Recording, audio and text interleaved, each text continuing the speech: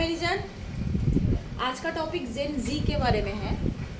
अब जैसे कि आप लोग जानते हो कि जेन जी का फुल फॉर्म है जनरेशन जी। अब ये जनरेशन का मतलब आप सब लोग ही समझते हैं कि हम लोग जो पीढ़ी दर पीढ़ी यहाँ पैदा होते हैं, एक एक पीढ़ी का एक एक नाम होता है। तो वीडियो इस टॉपिक के ऊपर है और इस टॉपिक के बारे में बहुत ही कम लोग बना रहे हैं, तो मैंने सोचा कि मैं ही बना लूँ। थोड़ा सा फैक्ट्स और इसके ट्रूथ निकाल के एक ये वाला वीडियो मैंने बनाया है। अब अच्छा हाँ, वीडियो शुरू करने से पहले एक बात बता दूँ। किसी व्यूअर ने कमेंट किया था कि आपके वीडियोस एडिट क्यों नहीं करते, आप इतना अच्छा वीडियो बनाते हो बट एडिटिंग रह जाता है। सो मैं एक ही बात बोलना चाहूँगी, मेरे कोई भी वीडियोस एजुकेशन पर्पज से होता है, इंसान की तरफ सच्चाई पहुँचाने के लिए होता है। तो इसमें फालतू का एडिटिंग अब करके मतलब कोई मतलब नहीं बनता है। और मेरे वीडियोस किसी के एंटरटेनमेंट के पर्पज से मैं बनाती हूँ नहीं, राइट। सो ये वीडियोस जो है सारे के सारे ट्रूथ और फैक्ट से भरा हुआ होता है। सो उसी चीज़ को सिंपल वे में मैं आप लोगों तक पहुँचा देती हूँ, तो उसमें एडिटिंग का कोई मतलब नहीं बैठता। हाँ, जिनके वीडियोस एंटरटेनमेंट के पर्पज से है, इनफैक्ट आजकल मतलब सोशल मीडिया प्लेटफॉर्म में हर कोई वीडियो एडिटिंग करना पसंद करता है, बट मैं नहीं करती, क्योंकि पहली बात तो मेरे पास इतना टाइम होता नहीं है, और दूसरी बात इंसानों को सत्य और तथ्य में बिलीव रखना चाहिए, ना कि आंखों की चमक धमक पे। क्योंकि मैं ऐसी हूँ नहीं, तो मुझे ये सब चीज़ करना पसंद नहीं है। वैसे हज़ारों वीडियोस आपको मिल जाएंगे यूट्यूब में, क्या हज़ारों सोशल मीडिया के प्लेटफॉर्म पे जो एडिटेड वाले होंगे, लेकिन मैं लेके आई हूँ तथ्य, फैक्ट्स आपके साथ शेयर करने के लिए। चलते हैं, अभी ये वीडियो जेन जी के बारे में हो रहा है। अभी ये जो जेन जी है, क्या है ये? क्योंकि जेन जी जो है ये ऐसा जनरेशन है ना, जो सबसे ज़्यादा डिप्रेस्ड, सबसे ज़्यादा इनसिक्योरिटी से भरा, सबसे ज़्यादा कुछ कर नहीं सकते, मतलब यही जनरेशन के अंदर देखा जाता है कि ये लोग बहुत अकेलेपन से जूझते हैं, बहुत इनसिक्योर फील करते हैं। इनके कुछ भी चीज़ सही नहीं चलता, चल गया तो थोड़ा बहुत चल गया, उसके बाद फिर वही के वही सेम ऐसा हालत हो जाता है। आखिर में ये जेन जी है क्या? कोई आफत है या कोई राक्षस है? जी हाँ दोस्तों, आफत भी है और राक्षस भी है। राक्षस वो दूसरे के लिए जितना है, उससे भी कहीं ज़्यादा वो खुद के लिए है। खुद की पूरी भविष्य, खुद का टाइम, खुद का एवरीथिंग वो राक्षस की तरह खा के जा रहा है, लेकिन उनको ये बात समझ में नहीं आ रहा। चलते हैं फिर वीडियो की तरफ।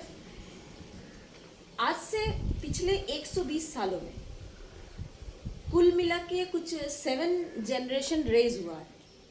अब इसमें से एकदम पहले चले जाए तो वो जनरेशन था ग्रेटेस्ट जनरेशन, जो कि 1900 सन से लेके 1927 तक था। उसके बाद आता है साइलेंट जनरेशन, उसके बाद आता है बेबी बूमर्स जनरेशन, उसके बाद आया एक्स जनरेशन, उसके बाद आया मिलेनियर वाई जनरेशन। ठीक है, ये मिलेनियर वाई ज़्यादा दूर का जनरेशन नहीं है, आपके और मेरे माँ बाप जिस जनरेशन के हैं उसी जनरेशन में मिलेनियर वाई वाले पढ़ते हैं। ठीक है, अब मिलेनियर वाई वालों तक तो ठीक था जनरेशन, सब ठीक ठीक ही चल रहा था। उसके बाद आता है जनरेशन जी। जी हाँ, जेन जी, जिसके बारे में इस वीडियो में बात करने वाले हैं हम लोग। अब जेन जी के बाद भी और एक जनरेशन ऑलरेडी आ चुका है, उसका नाम है जेन अल्फ़ा। ये जेन अल्फ़ा के बारे में और एक वीडियो में बना रही हूँ, उसके जाके आप लोग वो वीडियो देखना, वो भी आप लोगों को अच्छा लगेगा। ठीक है, अब ये जेन जी जो है ना, ये कुछ 1997 साल से 1997 से लेके और 2012 तक ये जेन जी का प्रॉपर टाइम है। इस बीच 1997 मीन्स 1997 से लेके 2012 के बीच में जो भी बच्चे पैदा हुए थे, तो वो आज के डेट में उनका कुछ कुल मिला के एज होगा 7 साल से लेके और कुछ 26-27 साल तक। तो 7 साल से लेके 26-27 साल तक के जो भी बच्चे, लोग या व्यक्ति इस दुनिया में पाए जाते हैं, वो सब लोग जेन जी के अंतर्गत होते हैं। ये मैं नहीं कह रही हूँ, ये फैक्ट्स रिपोर्ट कह रहा है। अब अगर देखा जाए स्टार्टिंग, एकदम स्टार्टिंग जो मैंने कहा था जनरेशन ग्रेटेस्ट जनरेशन, ये टाइम से लेके और मिलेनियर वाई जनरेशन तक के जितने भी लोग थे उस टाइम से, मतलब बहुत ज़्यादा वो लोग मेहनती थे, हार्ड वर्किंग थे, बहुत ऑप्टिमिस्टिक थे, बहुत सही अपना लाइफस्टाइल को उन लोगों ने गुजारा। और उन्होंने वो इतनी मेहनत शुरुआती दौर पे किया कि आज के डेट में या हमारे जनरेशन को या हमारे बाद के जो अभी अभी जो बच्चे पैदा हो रहे हैं इन सब को और हम लोगों को, मतलब हर सुख सुविधा पूर्वजों के काम करने के वजह से ही हर सुख सुविधा मिल रही है आज के डेट में। वही एक टाइम था जिस टाइम में अच्छे अच्छे साइंटिस्ट निकले, अच्छे अच्छे क्रांतिकारी निकले, अच्छे अच्छे महापंडित विद्वान लोग आए। वो एक ज़माना था, चला गया। हालांकि गिनने में जाए तो ये कुछ 5 जनरेशन हो जाएगा। 5 जनरेशन के टाइम का इतना ज़्यादा अच्छा रिजल्ट था और उसके बाद आ गया जेन ज़ी। अब एक रिपोर्ट के मुताबिक जेन ज़ी के पास हर तरीके का सुख सुविधा, हर फैसिलिटी, सब कुछ अवेलेबल है, ठीक है। यूज़ करने के लिए इंटरनेट है, पढ़ाई करने के लिए अच्छे school college as compared to, मतलब पहले के ज़माने में इतने अच्छे स्कूल कॉलेज ये सब नहीं हुआ करते थे, लेकिन हमारे टाइम में अच्छी चीज़ें हमें मिले। फिर भी यही जनरेशन है जेन ज़ी जिनके अंदर सबसे ज़्यादा डिप्रेशन देखा जाता है, लोनलीनेस देखा जाता है। ये लोग हमेशा एक ना अकेलेपन से घिरे रहते हैं हमेशा। अगर 10 के बीच में भी होएगा तो भी उनको लगेगा कि हाँ हम अकेले हैं। उसके अलावा इनसिक्योरिटी भरा रहता है मन में कि आज ये चीज़ है, कल नहीं होगा तो क्या होगा, कहीं काश मुझे ये छोड़ के ना चला जाए, कहीं मुझे ये चीज़ ऐसा हो ना जाए। मतलब इनका दिमाग जो है ना मेंटली इलनेस हमेशा लगा रहता है। ये लोग मेंटल हेल्थ इश्यू से गुजरते हैं। उसके बाद अगर इनको पूछा जाए कि भाई तुम्हारा फ्यूचर को लेके क्या ख्यालात है, उस बारे में ये लोग बिग ज़ीरो है, मतलब कुछ नहीं बता पाते। फ्यूचर के लेके बिल्कुल भी ऑप्टिमिस्टिक नहीं है। लेकिन इसके पहले वाले जनरेशन, शुरुआत से लेके पहले वाले जनरेशन जो मिलेनियर वाई वाले जनरेशन है, ये लोग बहुत कमाल के थे। अब ऐसा क्यों, हर सुख सुविधा मिलने के बावजूद भी ये जेन ज़ी की हालत ऐसा क्यों? हाँ, और एक बात बता दूँ, हमारी दुनिया में जितनी भी पब्लिक है ये जेन ज़ी के अंतर्गत, उसमें सबसे ज़्यादा 70 से लेके 75% के रेशियो में बेरोज़गार देखा जा रहा है। जेन ज़ी के अंतर्गत लोगों में ही आज के डेट में सबसे ज़्यादा बेरोज़गार देखा जा रहा है। वो लोग कुछ काम नहीं करते, या तो काम उन्हें मिलता नहीं, या तो वो कुछ काम में लग के भी ठहरते नहीं, ऐसा वाला प्रॉब्लम देखा जाता है। आप जानते हैं कि ये प्रॉब्लम ऐसा क्यों है? हालांकि जो स्टार्टिंग वाले जनरेशन थे वो टाइम पे वर्ल्ड वॉर हुआ है दुनिया में, 2 वर्ल्ड वॉर हुआ है। उसके साथ साथ जैसे एक्सट्रीम पॉवर्टी था, सिविल राइट्स मूवमेंट्स थे। इतना सब कुछ के बावजूद भी पहले वाले जनरेशन के लोग बहुत अच्छे से बहुत सही से मेहनत करके हमारे लिए बहुत कुछ रख के गए हैं। आज उन्हीं के कर्मों के फल हम लोग यहाँ बैठ के ले रहे हैं। एक हिसाब से देखा जाए तो वही है बात। और उन लोगों ने इतना मेहनत करके नई जनरेशन के लिए, मतलब हमारे लिए और हमारे आगे वालों के लिए इजी लाइफस्टाइल मेंटेन करने के लिए एक चीज़ छोड़ दिया है। एडवांस टेक्निकल सपोर्ट भी उनसे ही मिला हम लोगों को। तो क्या हो गया है ऐसा, फिर भी हालत क्यों है?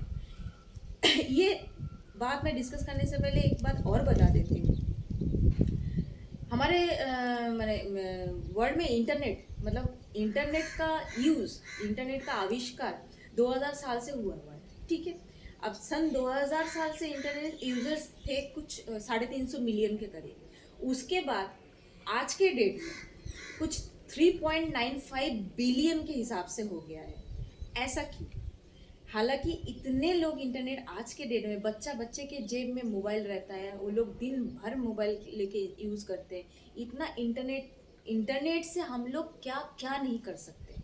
अच्छी पढ़ाई कर सकते हैं, अच्छे अच्छे बोध साहित्य पढ़ सकते हैं, अच्छे अच्छे देश, मतलब किसी किसी देशों में अलग अलग कल्चर्स, अलग अलग चीज़ें हम जान सकते हैं, लैंग्वेजेस सीख सकते हैं। बट इतना कुछ स्कोप होने के बावजूद भी जेन जी इतना पीछे कैसे पड़ा हुआ है, क्यों वो लोग इतना ज़्यादा मेंटल इल है, इसका कारण एक एक करके मैं आपको बताती हूँ। पहला रीज़न है सोशल मीडिया इन्फ्लुएंस। ये सोशल मीडिया इन्फ्लुएंस क्या होता है, जैसे कि बच्चा से लेके यंग स्टेज, जो मैंने एज का रेशियो बताया आपको कि 5-7 साल के बच्चे से लेके और 27-28 साल के लोग ये जेन ज़ी में पढ़ते हैं। और सबसे ज़्यादा इंटरनेट यूज़ यही वर्ग के लोग करते हैं, यही उम्र के लोग सबसे ज़्यादा इंटरनेट यूज़ कर रहे हैं आज के डेट में। अब बात ये है, सारा दिन भर में एक स्टूडेंट या एक काम का कोई नौकरी पे जाता हुआ इंसान पूरे 24 घंटे में से 7-8 घंटा टोटल सारा दिन भर का 7 से 8 घंटा वो नेट यूज़ करता है। और नेट यूज़ करके क्या करता है वो सारा दिन भर में, यूट्यूब, फेसबुक, इंस्टा, स्नैपचैट ये सब सोशल मीडिया में ये लोग लगे रहते हैं सारा दिन। अब 1 by 1 आप लोगों को जैसे कि पता है, एक रिपोर्ट के अनुसार 1 by 1 रील जो हम लोग स्क्रॉल करते हैं, ये स्क्रॉलिंग से क्या होता है, ये स्क्रॉलिंग से क्या होता है कि हमारे जो ब्रेन पे है ना, इंस्टेंट जो डोपामिन है, डोपामिन के बारे में तो सबको पता होता है कि नहीं, इंस्टेंट डोपामिन हिट करता है। अब एक स्क्रॉल कर रहे हैं, फिर दूसरा आ गया, फिर दूसरा आ गया, फिर तीसरा आ गया, फिर चौथा आ गया, फिर वो उंगली थमता ही नहीं है, scrolling scrolling scrolling, only scrolling चलता ही रहता है, चलते। उस वजह से कब 4 से 5 घंटा बीत जाता है हमें पता नहीं चलता। अब इंस्टेंट डोपामिन जो होता है ना, ये बहुत नुकसान करता है। और ये जो इंस्टेंट डोपामिन होता है, ये माइंड को रिलैक्स होने के लिए टाइम नहीं देता। माइंड अगर 24 घंटा काम करते रहा तो फिर क्या हो जाएगा। हम रात को भी सोने से पहले यूज़ करते हैं, दिन भर यूज़ कर रहे हैं, किधर भी बैठ जाता है बस मोबाइल चलता रहता है। अगर उस टाइम आप लोग नोट करके देखना, थोड़ा ख्याल करना, ये शायद आप लोगों के साथ भी होता है। अगर बाजू में से कोई आपको ऐसा आवाज़ भी दे कि भाई सुनना, कि सुनना, तो आप बोलोगे हाँ हाँ बोलना बोलना, बट आपका नज़र जो है ना उसी पे स्क्रॉलिंग पे है, कान आपके लगे हाँ बोल बोल बोल बोल, बट उधर ही स्क्रॉलिंग। मतलब ये नशे की तरह, ड्रग्स के नशे की जैसा ये है मल्टीमीडिया, सोशल मीडिया। अब ये सब कुछ करने के बाद क्या हो जाता है कि रिलैक्स होने का तो टाइम मिलता नहीं है, उसके ऊपर से कॉन्स्टेंट ब्रेन में एक स्टिमुलेशन होता रहता है, ब्रेन का स्टिमुलेशन चलता ही रहता है। इसके वजह से क्या हो जाता है कि हमें कुछ और सोचने समझने की ताकत नहीं रहती, बस हमारा सारा फोकस उसी स्क्रॉलिंग में रह जाता है। अब उसी स्क्रॉलिंग में क्या हो जाता है तो हमारा मतलब परसेप्शन, ये बात सबको पता है कि हमारा जो नज़रिया है, हमारा परसेप्शन होता है, ये हम सारा दिन भर में जो खाते हैं, जो पीते हैं, जैसा बैठते हैं, जैसा बात करते हैं, जो कुछ पढ़ते हैं, जहाँ जिस माहौल में रहते हैं, या जो चीज़ बार बार हम लोग देखते हैं, हमारा जो नज़रिया है, परसेप्शन, वो वैसे ही बनता जाता है। इसलिए बोलते हैं ना कि जैसा सोचोगे वैसा बनते जाओगे, ये बात बिल्कुल सही है। तो उससे क्या हो जाता है, हमारे जो ब्रेन है ना, इसको बिल्कुल भी कोई मतलब हटने के लिए जगह ही नहीं मिलता, और हम भी ऐसी मतलब आर्टिफिशियल जैसे बनते जाते हैं। क्योंकि सोशल मीडिया में आजकल क्या दिखाया जाता है, किसी का घर, कोई ब्लॉगर, कुछ ऐसा कुछ ऐसा। हालांकि सोशल मीडिया में सीखने के लिए बहुत सारे चैनल हैं, बहुत अच्छे अच्छे आध्यात्मिक चैनल भी है, सिर्फ वहाँ अगर कोई चाहे तो स्पिरिचुअलिटी के लाइन में भी जा सकता है। लेकिन ज़्यादा से ज़्यादा ट्रैफिक कहाँ रहता है, फालतू चीज़ों में। फालतू चीज़ों में ट्रैफिक होने से क्या हो जाता है, जो सोचने समझने की जो ताकत होती है वो पूरी की पूरी धरा रह जाता है। ये बात मैं नहीं कह रही हूँ, रिपोर्ट बोल रही है। हाँ, पर्सनली मैं मानती भी हूँ इस बात को। ये सोशल मीडिया बनाया गया था ना एक सोशलाइजेशन के पर्पस में, कि हाँ बहुत दूर दूर में लोग रहते हैं, लोग एक दूसरे से कनेक्ट रहे, that's it, that's enough. But ये चीज़ दैट्स इनफ होने से पहले हम लोगों ने इसको ना हमारी ज़िंदगी में ऐसा उतार लिया है, मतलब इसके बिना हमारी ज़िंदगी का सुख चैन कुछ नहीं है। हम सारा दिन भर दूसरे ब्लॉगर्स की ज़िंदगी में घुसे रहते हैं। उसने क्या किया, अच्छा उसने कौन सा गाड़ी खरीदी, अच्छा आज अभी ड्राइव करके कहाँ गया, कौन सी कॉफ़ी पी, गर्लफ्रेंड के साथ कितने देर तक बैठा, क्या कौन सा किताब पढ़ा। मतलब सारा दिन एक कंसिस्टेंसी बनी रहती है कि हाँ इसके बाद क्या होगा, इसके बाद क्या होगा, एक लचक, एक लालच, ये चलता ही रहता है हमारे मन में। अब क्या होगा, वो क्या होगा। भाई दूसरे की ज़िंदगी में इतना घुसने से क्या होता है, खुद की ज़िंदगी तो परे रह जाती है। खुद की ज़िंदगी में क्या हो रहा है, ना तुम्हारे पास ढंग के काम है, ना तुम काम करने के लिए उठ के खड़े हो रहे हो, तुमको कुछ किसी भी चीज़ से मतलब नहीं है, तुमको बस मोबाइल दे दिया जाए, तुम बस दूसरे की ज़िंदगी में घुसे पड़े रहते हो, ये हो जाता है काम। अब ये जो चल रहा है इसकी वजह से क्या हो गया है, हमारी आदत भी जो है एकदम इंस्टेंट वाली हो गई है कि हाँ जल्दी जल्दी हर चीज़ जल्दी जल्दी। अगर किसी काम में हम अगर रुक भी गए, अगर उसमें फ़ायदा नहीं है, तुरंत उस काम को लात मार कर निकल जाते हैं। जेन जी का प्रॉब्लम यही है, वो किसी एक जगह पे टिक के नहीं रह सकता। अब देखो सोशल मीडिया में ये स्क्रॉल करते हैं, जैसे यूट्यूब में हम लोग कोई टॉपिक सर्च करते हैं। अब जैसे ही सर्च होता है, एल्गोरिदम कैसे काम करता है, आपने कोई चीज़ सर्च किया, अब तुरंत उसके बाद जैसे आपने जो चीज़ सर्च किया उसी चीज़ से related her video one by one आता जाएगा। उसके अलावा दूसरे वीडियोस आते ही रहे, आएगा ही नहीं। आपने अगर किसी फालतू चीज़ों को सर्च किया तो अगले कुछ दिनों तक कोई फालतू चीज़ों से रिलेटेड दूसरे वीडियोस भी आपको ही मतलब ज़बरदस्ती का खिलाया जाएगा, और आपका दिमाग ऐसा बन चुका होगा उस टाइम डोपामिन रिलीज हो के, तब क्या होगा कि आपका दिमाग दूसरी चीज़ पे जाएगा ही नहीं, उसी में ही घुसा रहेगा। और इसमें एक ऑटोमेटिक ऐप जैसा एक फैक्टर है, उसको बोलते हैं फिल्टर बबल। ये फिल्टर बबल के थ्रू ना जो आप सर्च करते हो, जैसे मैंने बोला कि उससे रिलेटेड सारी चीज़ें आती रहेगी, उससे आगे पीछे दूसरा कोई चैप्टर, दूसरा कोई चीज़ें आपके सामने आएगी, तो फिल्टर बबल के थ्रू आपके सामने वो सब चीज़ लगाया जाएगा। और जो काम की अच्छी चीज़ें होती है, जो सीखने लायक वीडियो होते हैं, जानने लायक वीडियो होते हैं, जो हमारे पर्सनैलिटी को और हमको निखारता है, वैसा वो सब मतलब अनमोल चीज़ें ना स्क्रीन पे से ऑटोमेटिकली कट आउट होता जाएगा, वो आएगा ही नहीं। कोई भी सजेशन नहीं आएगा आपके पास, आप जो सर्च करोगे उसी से ही रिलेटेड आएगा, बाकी कुछ भी सजेशन आपको अलग से आएगा नहीं। कोई भी सोशल मीडिया का एल्गोरिदम इसी हिसाब से काम करता है, आपको इस चीज़ को पता नहीं होता है, और आप लोग इसी तरीके से पगलाए जाते हो कोई भी एक चीज़ के लिए, और देखते क्या हो, नंगे पड़े। ठीक है, अभी आगे देखो। अभी ऐसी आदत बन जाने से क्या होता है पता है, हम जब कोई एक चीज़ को पसंद करने लगते हैं, चाहे वो घटिया सा ही क्यों ना हो, अब उस टाइम हमारे अंदर सोचने की क्षमता ये नहीं रहती कि हाँ चीज़ घटिया है तो हमें इस पर ध्यान नहीं देना चाहिए, क्योंकि उस टाइम वो घटिया चीज़ आपके ब्रेन को पूरा कैप्चर करके रखता है। उस कैप्चरेशन के लिए आप तब खुद के अंदर एक अलग ही दुनिया बसा लेते हो। हाँ ये मेरा फेवरेट स्टार, ये मेरा फेवरेट एक्टर, ये मेरा फेवरेट ब्लॉगर, हाँ इसका यही सब सही है, बाकी दुनिया में और कोई है तो भाड़ में जाए, वो उसका कोई मतलब नहीं है, उससे कुछ लेना देना नहीं है। आप ऐसे ही मेंटली एक सिस्टम अपने अंदर बना लेते हो। उससे क्या हो जाता है, जब दूसरा कोई आपके फ्रेंड्स या कोई भी जानने वाला आपके साथ बैठ के कोई किसी और के बारे में भी कुछ दो बातें करेगा ना, तो आपको बर्दाश्त नहीं होगा। तो ये बर्दाश्त ना करने की जो क्षमता होती है ना, इसी चीज़ से पैदा हो जाता है। और उस टाइम क्या हो जाता है कि अपने ओपिनियंस अलग अलग पैदा होते हैं। हम अगर कोई चीज़ को पसंद कर रहे हैं तो उसके लिए हमारे पास कोई ओपिनियन होगा, और उस ओपिनियन के चलते हम दूसरे जो हमें ओपिनियन दे रहे हैं या सामने रख रहा है हमारे, वो उनके साथ ओपिनियन का क्लैश हो जाता है। और उससे क्या हो जाता है, सब अलग अलग इंसान अपने अपने ओपिनियन को लेके एक ग्रुपिज्म में चले जाते हैं, अलग अलग ग्रुप बना लेते हैं, भाई तू तेरा देख मैं मेरा, ऐसा मतलब अलग अलग थॉट प्रोसेस उनके चालू हो जाता है। उससे क्या हो जाता है, अपने इंटरेस्ट के प्रोटेक्ट करने के लिए आप लोग फिर दूसरे से झगड़े करना चालू कर देते हैं। ये झगड़ा घर के बाहर सीमित नहीं रहता, ये झगड़ा घर के अंदर माँ बाप भाई बहन यार दोस्त बंधु सबके साथ A to Z सब पब्लिक के साथ आप लोग झगड़ने लगते हैं। दूसरा इम्पॉर्टेंट चीज़, सोशल मीडिया में ये जो एंटरप्रेन्योरशिप चल रहा है, जैसे कि पूरे यूथ को, पूरे युवाओं को इस दुनिया के युवाओं को डीमोटिवेशन के साथ ये लोग मोटिवेट करते हैं।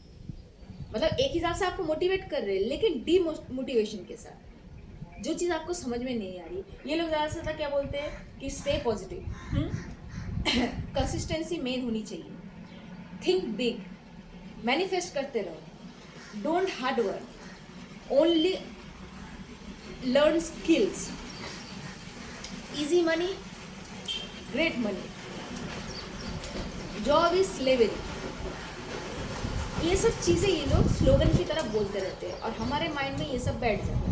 हम क्या सोचते हैं कि नहीं भाई हमें पढ़ाई लिखाई की ज़रूरत नहीं है, फलाने ने ऐसे ही बिना पढ़ाई किए या 10th पास किए या 8th पास किए इतना पैसा छाप रहा है, और हम क्यों नहीं छाप सकते? पढ़ाई लिखाई की कोई मतलब कुछ मतलब ही नहीं है।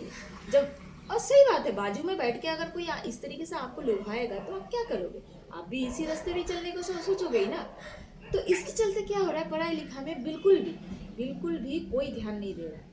और इसके लिए आज ना तो वो अच्छे शिक्षित हैं और ना ही उनको कोई अच्छा जॉब मिल रहा है। जो मैंने पहले बोला था कि इनके पास कोई जॉब अच्छा नहीं है, जॉब होता भी है तो कंसिस्टेंसी लेवल इनका ऐसा है कि कहीं पे टिक के रहने वाला इनका होता नहीं है। इसके लिए हर जॉब से ये निकाले जाते हैं या खुद ही छोड़ देते हैं। दूसरा, ये जो चीज़ होता है, कोई मतलब ये एंटरप्रेन्योर जो आके बोलते हैं या जो ये इन्फ्लुएंसर्स होते हैं, इन्फ्लुएंसर्स आपको क्या सिखाता है कि हाँ भाई हमारे से ये कोर्स ले लो, ये इसमें या हमारे चैनल को सब्सक्राइब कर दो, तो देखो 2 साल या 1 साल या 6 महीने का कोर्सेस है, इसके लिए ये पे करो एंड देन आपका लाइफ जो है ना ये अर्श से फर्श तक पहुंच जाएगा। यही बोलता है ना कि आज गली गली में बच्चा करोड़पति है, भाई तुम क्यों नहीं कमा रहे हो? हाँ जी, आज के डेट में 4-5 इनकम सोर्स होना चाहिए। सारे के सारे इन्फ्लुएंसर्स इस तरीके से ही बात करते हैं ना, चाहे वो एक्टर होने दो, चाहे वो कोई उठा हुआ इन्फ्लुएंसर होने दो, चाहे वो कोई भी होने दो, सोशल मीडिया में आके लोग यही बात करते हैं, लेकिन कोई ये नहीं बोलते कि शांति से कैसे लाइफ गुजारी जाती है। सब लोग आप लोगों को बस पम मारने का इंजेक्शन देते हैं और आप लोग भी ऐसे ही फुगारे के तरह उछलते उछलते वो चीज़ कर लेते हो। और क्या करते हो, दौड़ दौड़ के जाके ऐसे एंटरप्रेन्योर्स से आप अपना कोर्स खरीदते हो, सोचते हो ये कोर्स कर लूँगा तो हाँ भाई मेरा तो चल पड़ेगा, ये चीज़ कर लूँगा हाँ भाई तो भी मेरा बिजनेस सेट हो जाएगा। भाई इस चीज़ से आपको ये नहीं समझ में आ रहा है, ये एंटरप्रेन्योर जो है या मान लो कोई भी इनमें से जैसे होगा या ये इन्फ्लुएंसर्स, ये तो आ ही रहे हैं, वन टाइम आपसे इन्वेस्ट करवा ही रहे हैं और वन टाइम इन्वेस्टमेंट चलाने के बाद आपका पैसा तो जा ही रहा है, ये तो कमा रहे हैं। लेकिन इनके थ्रू जो आप वीडियोस देखते हो या फिर जिस चीज़ में एकदम आंखें मुंह मतलब सब कुछ लगा के पड़े रहते हो, उस चीज़ को जब देखना चालू करते हैं, बीच बीच में कितने सारे ब्रांड्स के ऐड आते हैं, देखा है ना, नोट तो किया होगा ना, इतने सारे ब्रांड्स सोच सकते हो आपके देखते ही देखते कितना सारा पैसा बना के निकल जाते हैं। समझ में आता है आपको गेम कहाँ से कहाँ पहुँच रही है? लेकिन आप लोगों को समझ में आता नहीं है। आप लोग फालतू के चैनल्स को सब्सक्राइब करते हो, फालतू के लोगों को वीडियोस देखते हो और अपना माइंड में भी वैसे ही बनाने का सोचते रहते हो कि हाँ भाई शॉर्ट टाइम में ज़्यादा पैसा, शॉर्ट टाइम और स्किल्स के साथ मैं यहाँ से यहाँ हो जाऊँगा, मुझे ज़्यादा हार्डवर्क की ज़रूरत नहीं है, पढ़ाई लिखाई की तो वैसे ही ज़रूरत नहीं है, यही सोच के चढ़ते हो ना। लेकिन फ़ायदा क्या होता है? 2 साल 3 साल 4 साल उसके बाद घूम फिर के फिर ही घूमने फिरने के बाद पूरा देखने के बाद फिर मुँह के बल गिरते हो और मुँह के बल गिरने के बाद क्या हो जाता है? बस वही कहानी फिर से चालू हो जाता है, फिर डिप्रेस्ड होना, लोनलीनेस फील हो जाना, यही चलता रहता है। तीसरा पॉइंट, ये जेन जी, ये जनरेशन के अंदर सबसे ज़्यादा कैजुअल रिलेशनशिप, हुकअप, मीटअप्स, ये सब देखा जाता है। इसके अलावा इनको कुछ नहीं आता। किसी एक पार्टनर के साथ स्टे करना, किसी एक पार्टनर के साथ लॉन्जिविटी में रहना, स्टेबिलिटी ढूंढना इन्हें नहीं आता। इनके मुताबिक किसी के पास पहले के रिकॉर्ड में अगर किसी ने मतलब किसी के पास अगर पार्टनर्स की कमी नहीं होगी तो वो सबसे बड़ा स्टार है। मतलब कोई भी अगर कोई भी रिलेशन में जाते टाइम आप लोग ये देखते हो, मतलब जो जेनजी वाले हैं वो ये फाइंड आउट करते हैं कि हाँ भाई जिसके साथ मैं रिलेशन बनाने जा रहा हूँ प्रीवियस इसके कितने रिलेशंस रहे हैं, ठीक है। तो एक इंसान के साथ रिलेशन के लिए वो इंसान स्टार कहलाता है इनके नज़र में, जिनके प्रीवियस एक नहीं 10-12 रिलेशनशिप रह चुके हैं, टूट चुके हैं। ऐसे ही लोगों को ये लोग पसंद करते हैं। कितना आश्चर्य वाली बात है ना? ऐसे लोगों को ये लोग पसंद करते हैं जिनके रिलेशनशिप ऑलरेडी टूटे हुए हैं। अब ऐसा क्यों हो रहा है?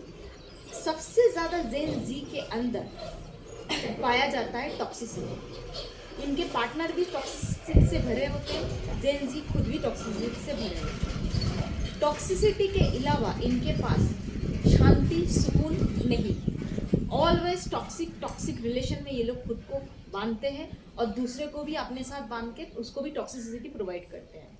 शांति ये लोग दे नहीं सकते। अब कोई भी इमोशनली ये लोग कनेक्ट कर नहीं सकते। जेन जी के अंतर्गत जितने भी लोग हैं वो लोगों के अंदर इमोशन नाम की चीज़ ना के बराबर है। ये लोग एक्चुअली में क्या ना बोलते हैं ना वो लेस इमोशन टाइप के हैं, ठीक है।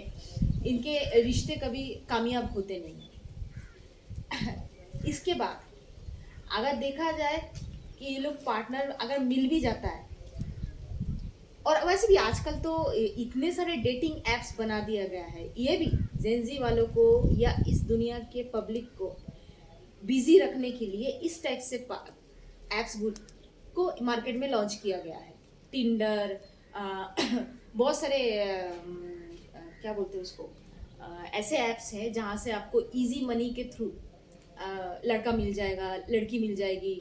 हुकअप्स के लिए लड़का लड़की सब अवेलेबल है। आज के डेट में क्या नहीं अवेलेबल है, और वो बात बच्चा भी जानता है। सबसे ज़्यादा खतरनाक वाली बात ये है। तो ऐसे में क्या हो जाता है, आप किसी के साथ रिलेशन बना लेते हो, देन आफ्टर दैट जब कुछ दिन चल जाता है, इनमें ये कॉमन ट्रेड दिखता है, पैचअप लड़ाई, ब्रेकअप लड़ाई, breakup patchup, breakup patchup, breakup patchup चलता ही रहता है। ब्रेकअप और पैचअप इनके रिलेशन में सबसे ज़्यादा चलता है, और उसके बाद छलांग लगाते हैं ये लोग न्यू रिलेशनशिप में। ब्रेकअप पैचअप कर करके जब बोर हो जाते हैं, तब ये लोग पुराने वाले को छोड़ के एकदम छलांग लगा लेंगे नए रिलेशनशिप की तरफ। नए रिलेशनशिप जब बनेगा तो वो थोड़ा टाइम चला, थोड़ा साल चला, नहीं चला, वो उनके हाथों होता है। उसके बाद फिर वो रिलेशन से निकल जाने की कोशिश करते हैं। ये ट्रेंड जेन जी के अंदर सबसे ज़्यादा देखा जाता है। इसके लिए आप देखते नहीं हो कि आजकल डिवोर्स के रेट बहुत बढ़ा हुआ है। क्यों होता है डिवोर्स रेट? क्योंकि उन्हें किसी एक के साथ रहना ही नहीं है, ना उन्हें रीज़न फाइंड आउट करना है, ना उन्हें खुद के ऊपर काम करना है, ना जो चीज़ गलत है उस पर फोकस करना है, ना उन्हें काम करना है, ना उन्हें पैसे कमाना सही लगता है। उनको बस शॉर्टकट, इंस्टेंट वाला चीज़ चाहिए, इंस्टेंट, जो अभी बोलो अभी बोलो। तो इस तरीके से चल रहा है। अभी ये सर्वे रिपोर्ट बोल रही है, मैं नहीं बोल रही। सर्वे रिपोर्ट के अनुसार जो मैंने बोला, डिवोर्स के रेट सबसे बढ़े हुए हैं, क्योंकि जेन जी वालों के अंदर बिल्कुल भी वो सहनशीलता नहीं है, वो लोग हार्डवर्क नहीं है। जैसे कि मैंने पहले ही बोला था वीडियो के स्टार्टिंग में कि ये लोग सबसे ज़्यादा डिप्रेस्ड वाले जनरेशन है। ये हमेशा डिमोटिवेट रहते हैं, इनको फ्यूचर को लेके कुछ नहीं पता, इनका एम इन्हें पता होता नहीं, ज़िंदगी को कैसे लेके चलना है इन्हें कुछ नहीं पता होता। तो ये है इनका प्रॉब्लम। और अगर चौथा प्रॉब्लम के बारे में बात करूँ तो सबसे ज़्यादा ये देखा जाता है कि जेन जी ऐसा एक जनरेशन है जिन्हें वैलिडेशन के लिए और सोशल साइड में जाके खुद का रोबरोबा दिखाने के लिए, या दूसरों से प्यार पाने के लिए, या मान लो दूसरों से वाहवाही पाने के लिए, वो लोग हर चीज़ को करते हैं। सोशल वैलिडेशन के लिए वो लोग सिगरेट, दारू, अल्कोहल, यहाँ तक के ड्रग्स सब कुछ करते हैं। क्यों? क्योंकि उनको लगता है कि हाँ उसकी फ्रेंड ने बोला है। अब उसको लगता है कि हाँ उसकी फ्रेंड की फ्रेंडशिप उसे चाहिए, तो भाई चाहिए। अब उसकी फ्रेंडशिप चाहिए तो फ्रेंड ने बोला भाई तू ड्रग्स कर, तो ये भी नाच नाच के जाके ड्रग्स कर रहा है। और इस तरीके से ये जो जनरेशन जी वाले हैं ये चलते जा रहे हैं। और इससे भी खतरनाक जनरेशन है जनरेशन अल्फ़ा, जेन अल्फ़ा। वो तो अभी छोटे छोटे नन्हे मुन्ने से है, उनका वीडियो में ला रही, देखना समझ में आएगा कि वो इनसे भी बढ़कर है। इनकी हालत ये है, तो ये जो बच्चे पैदा करेंगे जेन अल्फ़ा वाले, तो वो क्या हो, मतलब थिंक जस्ट, आपके आजू बाजू या आपके रिश्तेदार या आपके घर में आपका कोई भाई बहन, कोई ना कोई ऐसे होंगे जो जेन जी के अंदर पड़ता है। जैसे कि मैंने बोला ना, जिनका एज ग्रुप 5 साल से लेके 28 के अंदर जो लोगों के एज ग्रुप है, वो लोग जेन जी के अंदर आता है। ज़रा उनका जो ये बिहेवियर पैटर्न है ना, थोड़ा नोट करना। जल्दी वो लोग को फ्रस्ट्रेटेड हो जाते हैं, उनको हमेशा चट जल्दी पट मंगनी, कहावत है ना, चट मंगनी पट बिया, वैसा वाला हमेशा चाहिए। हर चीज़ में जल्दीबाजी, इंस्टेंट चाहिए। और ये इंस्टेंट वाला चीज़ हमें और कोई नहीं, ये सोशल मीडिया से ही प्रोवाइड हो रहा है हमें, और हम इसी को एकदम भूखे कुत्ते की तरह खा रहे हैं। अभी आप बोलोगे इसका सोल्यूशन क्या है? इसका सोल्यूशन एक ही चीज़ है, और अभी पता नहीं कितना ये वर्क करेगा, क्योंकि सब लोग उम्र वाले हैं, कोई छोटे बच्चे हैं नहीं जो मिट्टी की तरह है, जो और उस मिट्टी को हम अपनी मर्जी के हिसाब से उसको अपना एक आकार दे सकते हैं। सब अपने आप में बन चुके हैं, लेकिन फिर भी कोशिश किया जा सकता है इस हिसाब से। इन्हें अच्छे अच्छे बोध साहित्य पढ़ने की ज़रूरत है, ज़बरदस्ती का पढ़ाओ, समझाओ, हकीकत को दिखाओ, बात करो इनसे अच्छे से, इनको हर चीज़ को सामने रख के बिठा के हर प्रूफ के साथ बात करो। तो हो सकता है जितने लोग भी ऐसे गलत राह पे जा रहे हैं, खुद के लिए, खुद के फ्यूचर के लिए कोई चिंता नहीं है, तो हो सकता है कि वो लौट के भी आए। एटलीस्ट अगर कुछ भी लौट के आए तो भी अच्छा, क्योंकि इस तरीके से लाइफ नहीं चल सकती। और जहाँ सोशल मीडिया, मैंने बोला ना, सोशलाइजेशन के लिए बना हुआ था, वहाँ इस सोशल मीडिया का जो दुरुपयोग हम लोग कर रहे हैं, ये जेन जी वाले कर रहे हैं, हालांकि इसमें से ये लोग कितना क्या कुछ कर सकते थे, कितना क्या स्कोप था इसमें, लेकिन इसको ना खेल करके ये लोग हमेशा खेल, पबजी, फालतू के वीडियोस, पॉर्न साइट्स, इसमें ही लगे रहते हैं। अब इसमें ये सब चीज़ों में लग के अपने ब्रेन को इंडल्ज करके अपनी पूरी की पूरी जवानी बर्बाद कर रही है, और कुछ नहीं कर रही है। तो इन्हें बिठाइए अपने पास, अपना भाई, अपने बहन, अपना बच्चा, जो भी आपको मिलता है ऐसा, उन्हें बिठाइए, अच्छी से सलाह दीजिए, उनसे इस बारे में बात कीजिए, वीडियोस को दिखाइए, अच्छी चीज़ों को इनको बोले, इनकरेज करें पढ़ने के लिए, तो शायद कुछ हो जाए। मेरा काम था इन फैक्ट्स को आपके सामने निकाल के लेके आने के लिए, तो मैंने इन फैक्ट्स को अच्छे से रिसर्च करके लिख के आपके सामने लेके आई। उम्मीद करती हूँ आप लोगों को अच्छा लगा है, और ये वीडियो आप लोग भी आगे कर सकते हो। तो जैसे आप लोगों को कुछ समझ में आ रहा है, वैसे ही आप लोग एक ही चीज़ कर सकते हो, इस वीडियो को आगे से आगे फॉरवर्ड करो, ताकि दूसरे लोगों को भी समझ में आए और उनका भी कुछ भला हो। ठीक है, ख्याल रखिएगा, सतर्क रहिए।